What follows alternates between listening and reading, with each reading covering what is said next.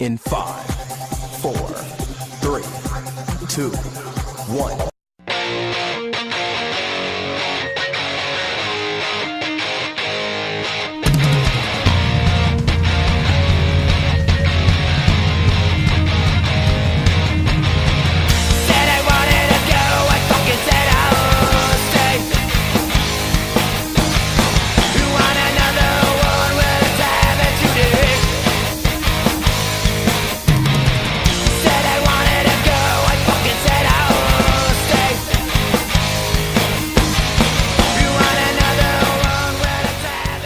Hello everyone and welcome to the return episode of the Josh Says, here to kick off Season 4 as we prepare to start down the road to WrestleMania. As always, I'm the Josh and welcome alongside me, Twirl.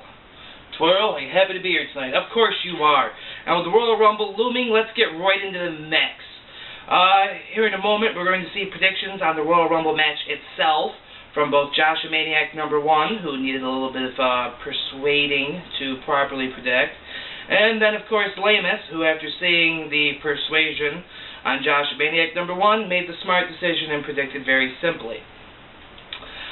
Before we get into the actual Royal Rumble match itself, we're going to go over a bit of the undercard and a bit of the stuff leading up to the Royal Rumble of the last few weeks. We've had some surprising moments, some not-so-surprising moments, some pretty awesome moments, some lame moments, and some moments that were, well, Roman Reigns. So, yeah, what else?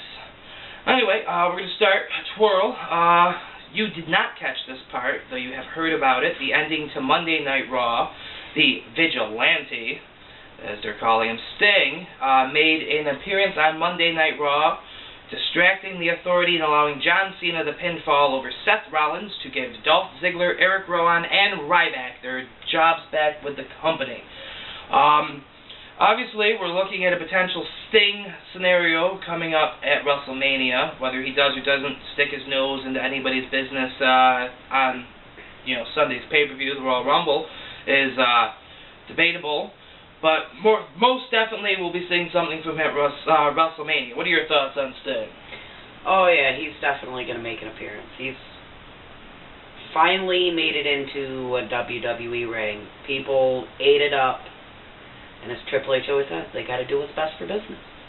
Indeed. Now, the rumored matches for Sting that have been going around for a while now, leading the pack, of course, is the Triple H match. Speculation over Sting and Undertaker, and another possibility of Sting and Bray Wyatt, which I kind of lean towards a bit myself for obvious reasons. What match of those three most interests you?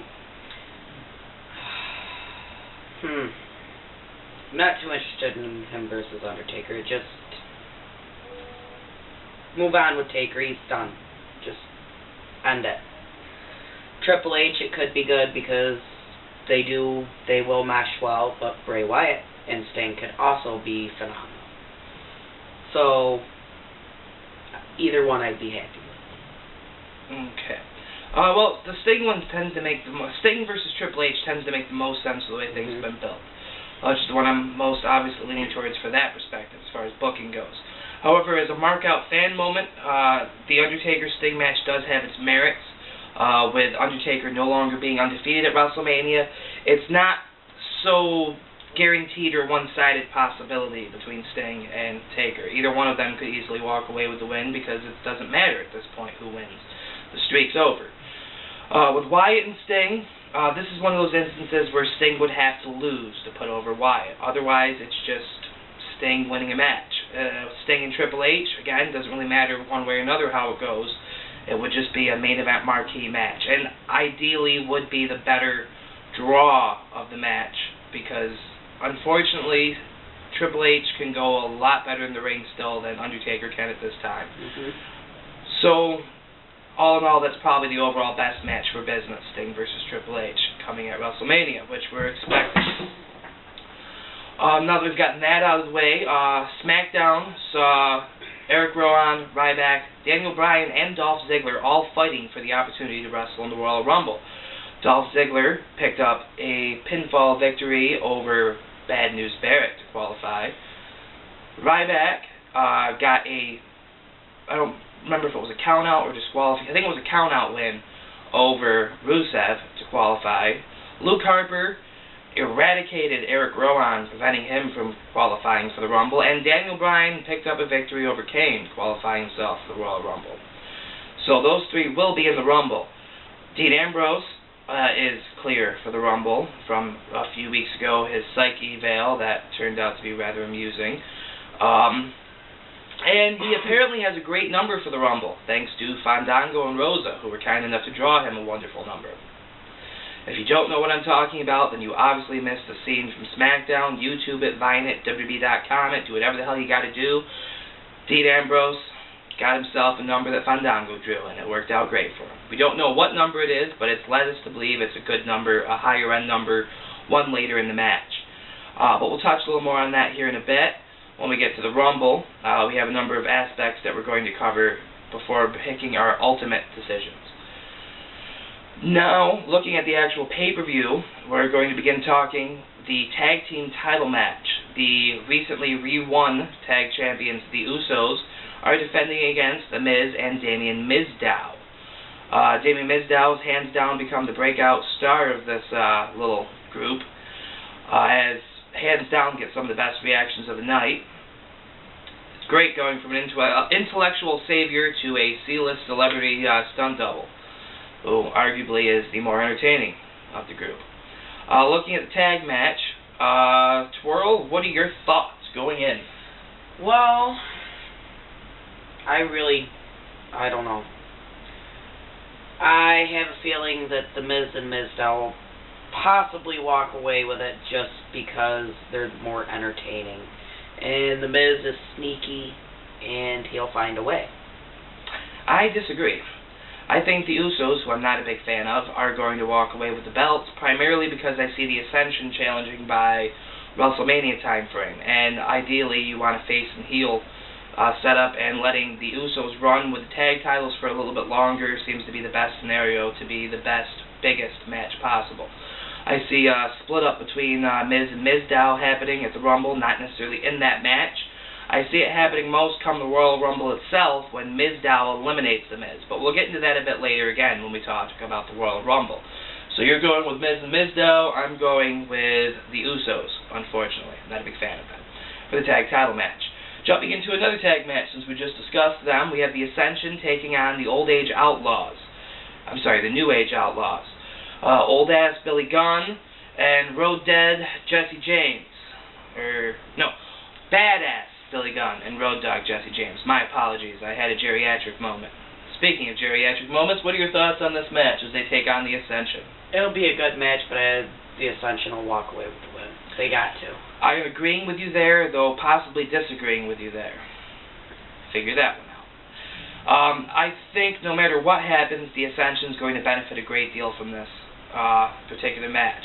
They've been catching flack from people, legends, IWC couch bookers and armchair promoters and what have you about how crappy they are for referencing themselves to tag teams of the past. But like any good heel team, they're garnering heat. And, well, they did have the longest rating tag title reign in NXT for quite some time. They did wrestle against a great deal of incredible tag teams across the time frame, including picking up a victory over the American Wolves in their brief stint in NXT. And that was actually a pretty good match. The Ascension has all the tools to be a solid tag team in a time frame when the tag division is in need of good, solid tag teams. Again, for the same reason I'm taking the Usos, picking up the win over Miz and Mizdow, I am leaning towards the Ascension beating the Outlaws. This is exactly what they need to prove that they belong where they are, and to essentially put them over properly. I could potentially see an Outlaw win to see a rematch at Fastlane, which I hate the name of, but we're not talking about that. Or maybe we'll see the Ascension win in the rematch anyway with the Ascension beating them, leading towards a match with the Usos at WrestleMania. Maybe, maybe not. Don't know for certain yet. For the most part, though, like Twirl here, I'm going with the Ascension, though I do see the possibility of the Outlaws winning. Now, from tag and tag, we're going to go to a six-man tag. We have the New Day taking on Tyson Kidd, Cesaro, and Adam Rose. Twirl, what are your thoughts? That's wonderful. No, seriously, go ahead. I know, Cesaro, kid. You hate the New Day. I do. I hate their gimmick, but you're wrong. I think they'll actually walk away with the victory. The New Day? Yeah. I am inclined to go along with you. However, at the same time, I'm not. In most instances, the New Day has been picking up victories over any number of the ensemble quite regularly. There have been a few wins for the side of bad against the side of the New Day, which leads me to believe the possibility of Cesaro, Kid, and Adam Rose leaving Royal Rumble with the win. But I think I am going to go along with the New Day because it seems like the most viable option. Though I don't expect this to be the last time we see them square off together as a whole. Alright, now we got another tag match. Yay. We have Titty Bella and Baby Booby Bella taking on Nat Titty and Paige. What are your thoughts here? Natty and Paige. Indeed. 2 of the 4 female horsemen. Trust me, I think it's going to happen.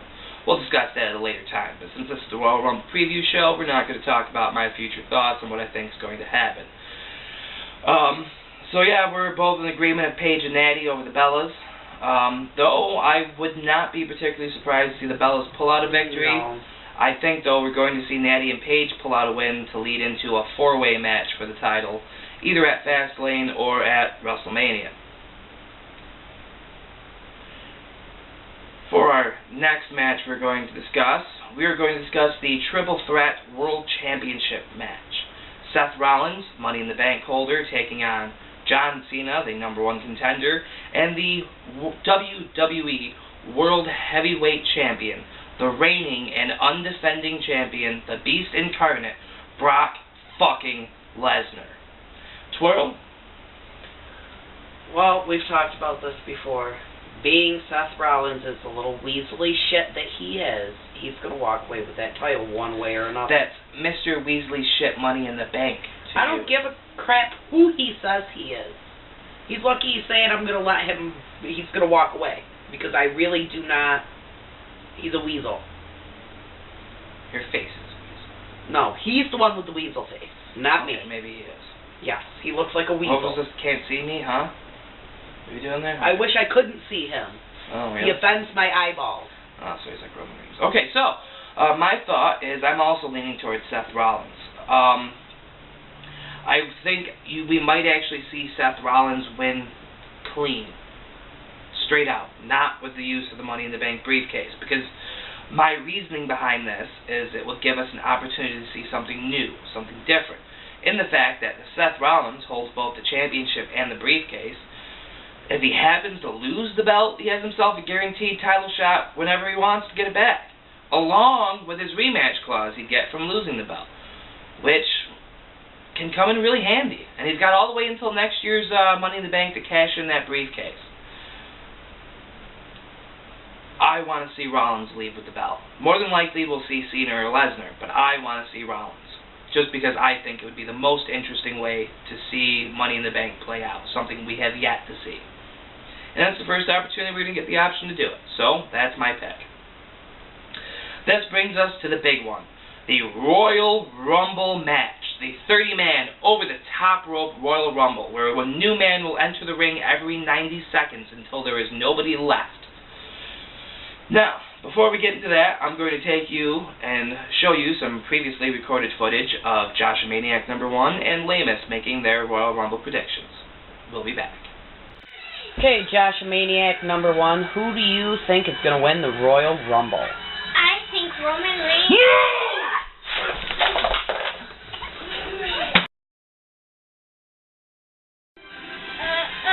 Daniel Bryan. Okay, Lamus, who is going to win the Royal Rumble? I think Daniel Bryan's going to win it. That's going to I had to say, her pick was Daniel Bryan? Yeah. Okay, Daniel Bryan was her pick. And then Lamus also picked Daniel Bryan for the Royal Rumble. So now as we go over the Royal Rumble predictions between Twirl and I, we have a number of separate sections we've previously discussed in setting up this. We're going to go with our dark horses, our personal favorites, the most likely, and the individuals we ourselves really, really want to see win. There's going to be a fine distinction between each one of these. The dark horse is the person that is the least likely to win that we'd like to see. Our personal favorite going into the match is a combination of the person we want to see win and the way things have been booked leading up to the Royal Rumble. The person most likely to win is the person we're led to believe is most likely to win. We're probably going to say the same thing on this because it's been rumored for almost a year now of who was going to win. And then, of course, the person we would like to see win is going to be very similar to our favorite pick, or picks in that instance, but has not necessarily been booked strong enough to do so. More than likely, we're going to share a similar role on that one, along with the dark horse. The only thing you might see different is favorites. For a change of pace, instead of ladies first, this time we're going to start with Awesome, and we're going to start with our dark horse picks, which is the person least likely to win that we would like to see win. I'm going with Cesaro, because he's the king of swing, he's the winner of the Andre the Giant Battle Royal, he is the pound-for-pound strongest superstar on the WWE roster.